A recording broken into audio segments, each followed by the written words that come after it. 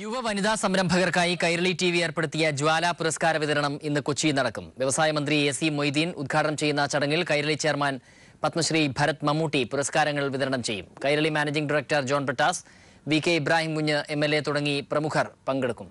Kalamassery CUSAT seminar ഹാളിൽ വൈകിട്ട് 5:30 ചടങ്ങ്. വൈകിട്ട് 5:30 കളമശ്ശേരി കുസാറ്റിലെ സെമിനാർ ഹാളിലാണ് പുരസ്കാരദാന ചടങ്ങ് നടക്കുക. കൈരളി ടിവി ചെയർമാൻ പത്മശ്രീ ഭരത് മമ്മൂട്ടി അധ്യക്ഷനാകുന്ന ചടങ്ങ് വ്യവസായ മന്ത്രി എ.സി. മൊയ്തീൻ ഉദ്ഘാടനം ചെയ്യും. Kairali TV managing director John Brittas ആമുഖ പ്രഭാഷണം നടത്തും.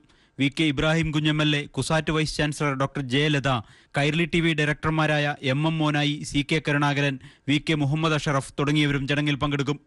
മുഖ്യധാരാ സംരംഭക, നവാഗത യുവസംരംഭക, സാമൂഹ്യോന്മുഖ യുവസംരംഭക എന്നിങ്ങനെ 3 വിഭാഗങ്ങളിലായാണ് പുരസ്കാരം നൽകുന്നത്. സംസ്ഥാനത്തിന്റെ വിവിധ ഭാഗങ്ങളിൽ നിന്നും ലഭിച്ച 100 കണക്കിന് നോമിനേഷനുകളിൽ നിന്നും പ്രഗത്ഭരടങ്ങുന്ന ജൂറിയാണ് പുരസ്കാര ജേതാക്കളെ നിശ്ചയിച്ചത്.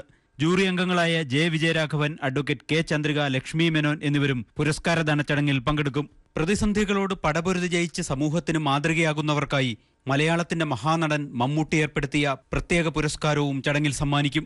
News bureau, Kochi.